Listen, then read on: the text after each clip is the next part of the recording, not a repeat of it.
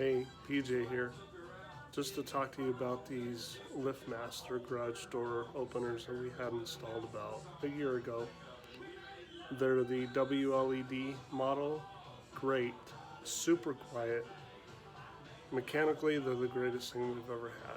I mean, they don't make the that we're used to. But the problem is the Wi-Fi settings. I know networks really well, but setting these Wi-Fi settings is ridiculous if you change your modem or your router, or your Wi-Fi or Wi-Fi passwords or whatever. You have to go back in and do all this stuff. Well, the thing that they don't tell you is two things. Let's get it out there right now. Two things. One, if you're running 5.0 gigahertz, won't work. It only works on 2.4 gigahertz. Two, you have to go to a website called setup.myqdevice.com. That is where you need to delete all the passwords, because otherwise it will not hook up. I spent hours trying to do it through the controllers, the remotes, everything, the app, and it just didn't work. And so finally I found the website where you can go and reset everything, and it's setupmyqdevice.com. It's not MyQ devices as somebody on YouTube put.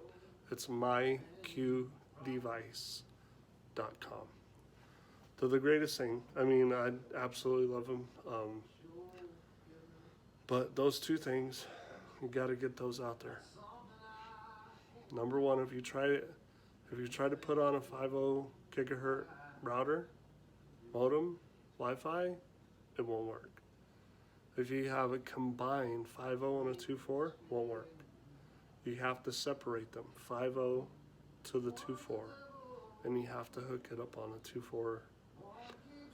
Yes, but I understand the logic behind it, absolutely. The 2.4 will travel longer, so if your Wi-Fi is set up in a different far-reaching part of the house, then you need the 2.4. The 5.0 is faster, but the 2.4 goes further. So, other than that, we love them. It's just something I wish they'd put a big old sticker on the side that says, if you change Wi-Fi settings, you need to go to setup.myqdevice.com and start from scratch. It'd be so simple, it would have saved me hours. So, cheers, good luck, over and out.